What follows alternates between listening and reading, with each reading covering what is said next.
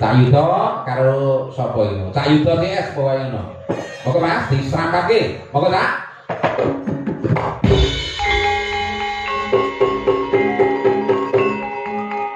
Yo yo yo yo.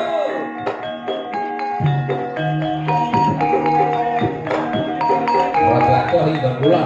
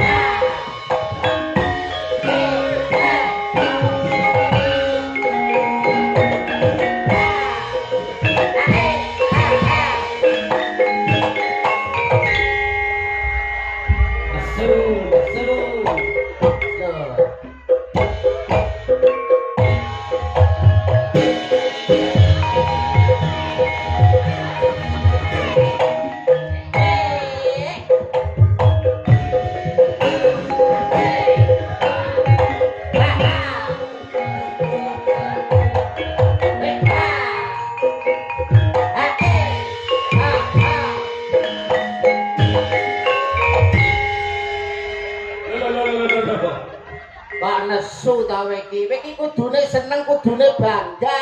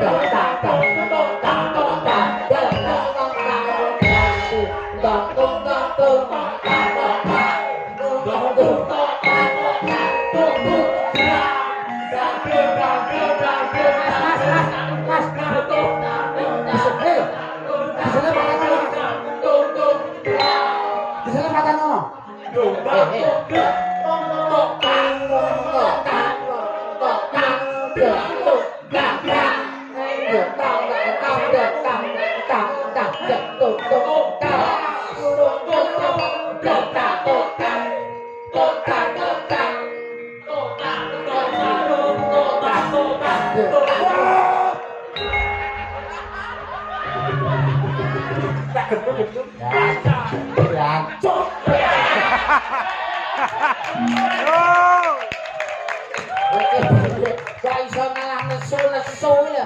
Ora nesu piye? Ora nesu piye ta wong kanca-kanca ki seneng naburi kowe kok malah kowe nesu. Ora kok arep naburi seneng ora. Lah apa arep mateni aku? Bapak wis arep mateni kowe lho. Wong ronggongan wis mengke-mengke sampe 5 iki. Lah kowe kan kudune ya seneng wong ditambahi lho. Wong mangan sithik ditambahi seneng. Duwe sithik tambahi seneng. Lah kowe joget sithik tambahi kan kudune ya seneng ta kowe iki. Ya ndang bongko kuwi. Kok ndang bongko. Ayo njaluk ngapura karo kanca-kanca.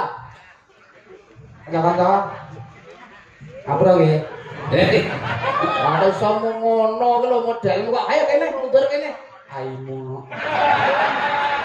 Wong nesu wong njaluk ngapura kok ngelokne iki lho. Nek njaluk ngapura ya njaluk ngapura ora oleh nesu. Inau lho, ha. Maasobirin. Wong sabar ditresnani Gusti Allah. Kene ya paham ngono lho kowe. Paham ngene ora oleh nesu. Ora. Nggih. Wilujeng dalu bojange. Wilujeng dalu Cak Yuda. Alhamdulillah wa syukurillah dalu punika saged kepanggih wonten ing desa ingkang tangine awan. Kok iso? Karipan Koripan.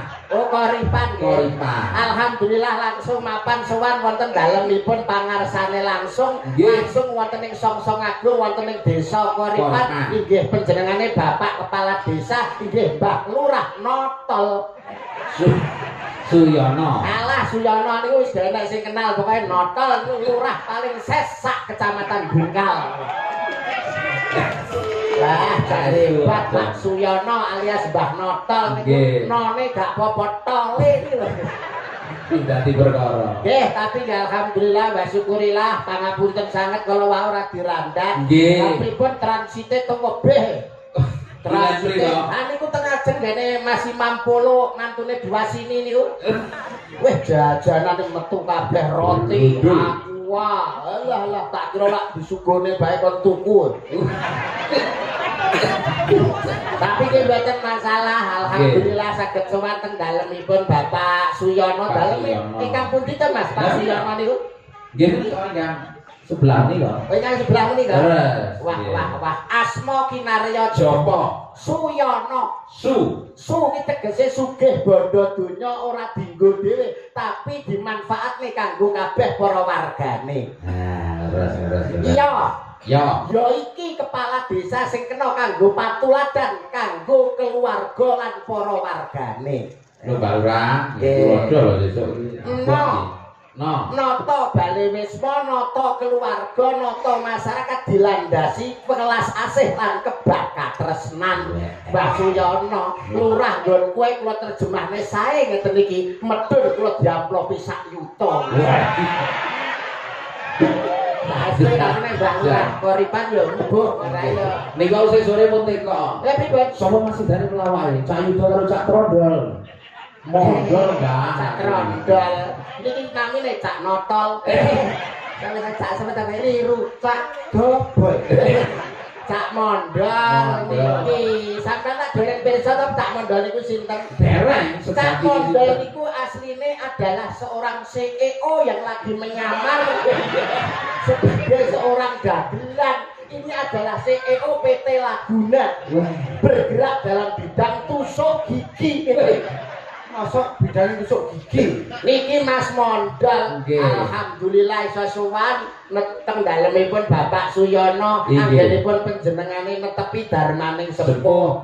darmane wong tuwa wonten telu. Napa Siji mawon? paring asma sing apik kanggo Nggih. putrane, sing Terus? loro minterke utawa nyekolahne, sing Nggih. nomor telu nikahke lamun wis dewasa. Dewasa. Pun sah anggenipun dados tiyang sepuh netepi Nggih. darmane wong tuwa telune wis diatur. Lunas wajibe tak yuda. Lunas, wah sak pernane hiburan tontonan iki lho diundang kabeh karo Pak Suyono. Bak umum.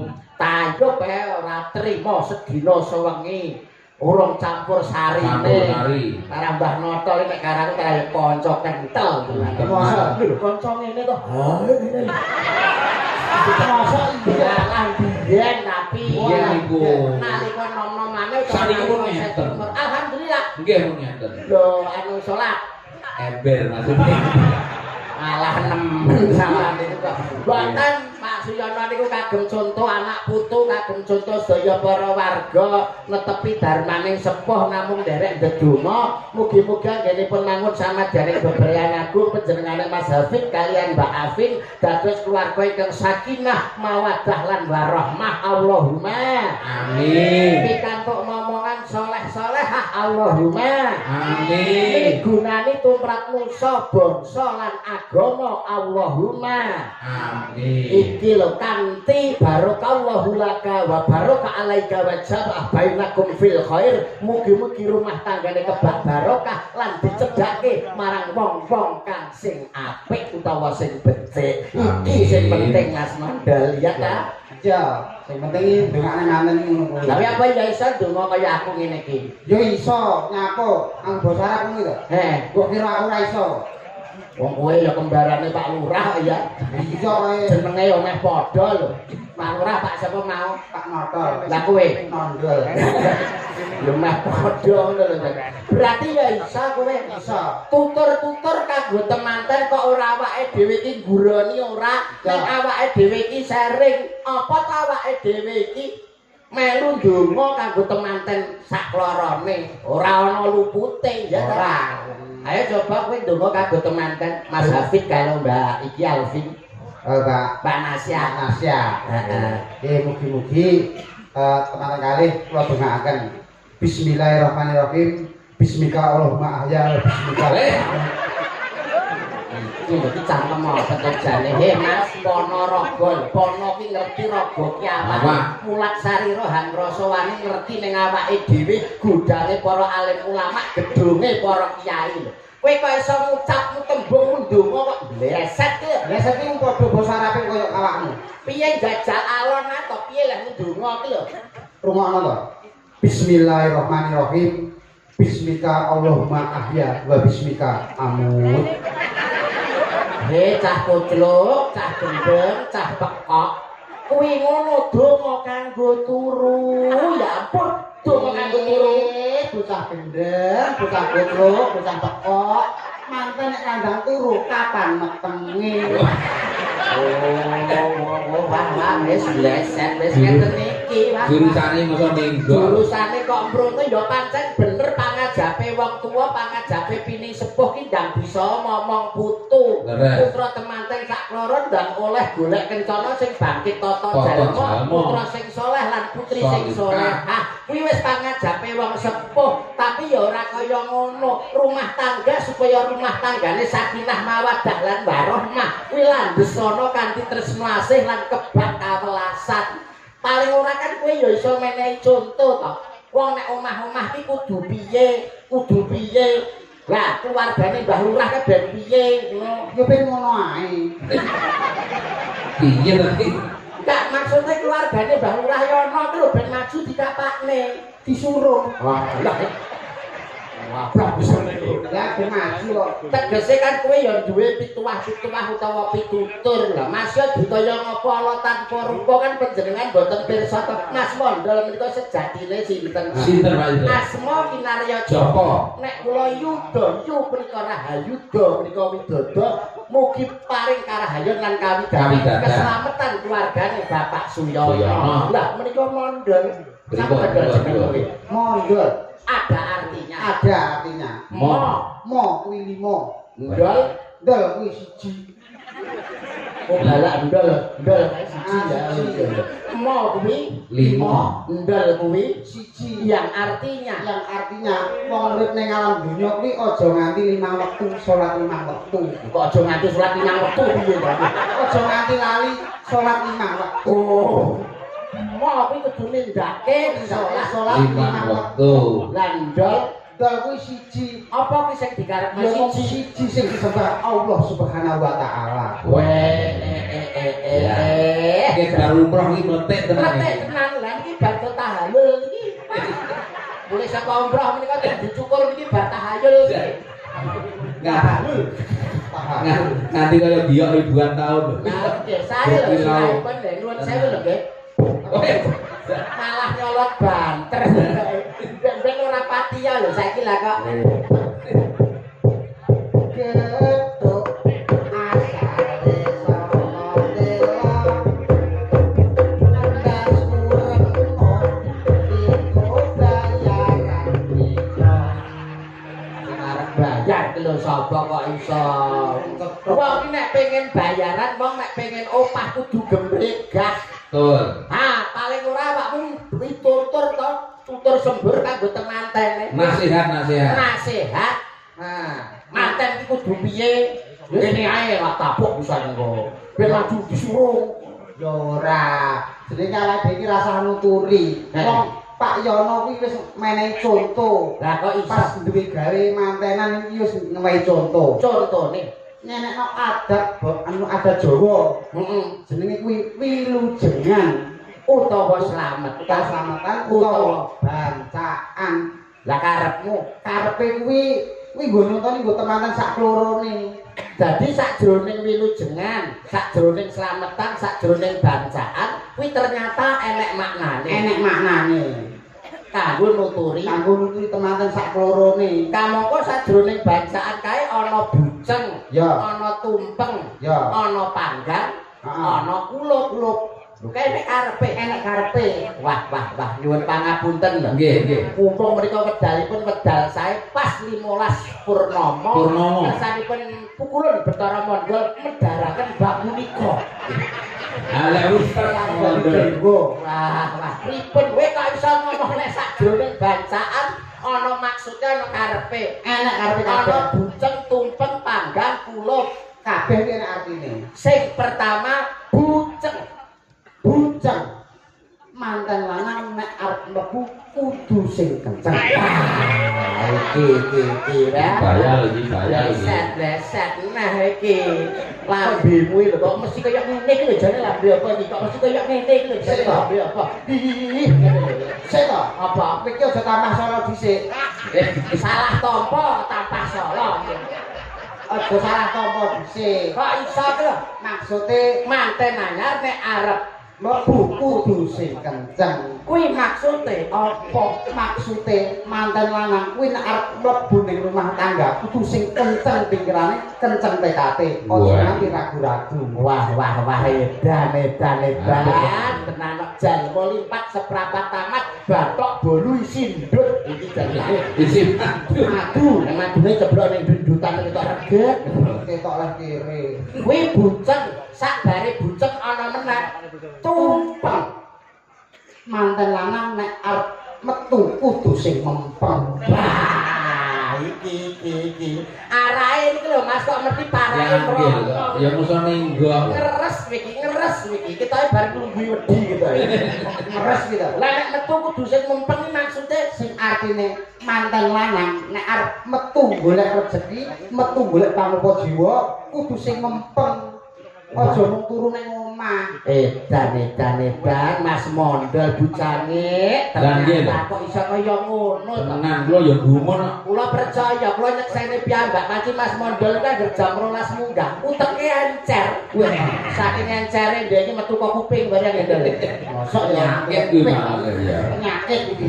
kuwi bab tumpeng saiki sing nomor 3 panggang apakah artinya panggang Panggang.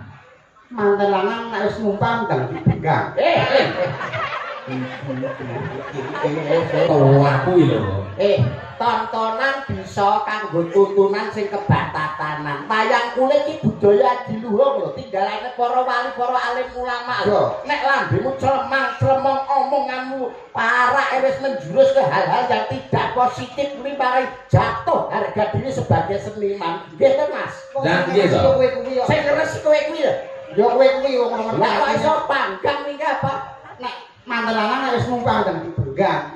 Lah kuwi apa? Perang ngeres ngono kuwi. Maksudnya Mas, apa? Maksudnya manten ini wis bar dadi manten. Aja nuwak numpang ning wong tuwa dan duwe anggit, duwe pikiran benggang pengen omah-omah dhewe. Yang artinya mandiri. Iya Mas. Ora ngira lho. Kadang oleh kowe tekok lho. Ternyata wis ngeten lho. Lah CEO kaya. Dadi panggang ki nek numpang dadi benggang bisa omah-omah dhewe, bisa mandiri. Malah ki mang Pak Yono wis WA karo aku. Piye ora ujar, ora kaul, ora sah ngenteni sesuk, ngenteni esuk mben bar duwe gawe gletak, omah ngarep arep dipasrahne karo mantene. Alhamdulillah. Manten sedina entuk omah ngarep.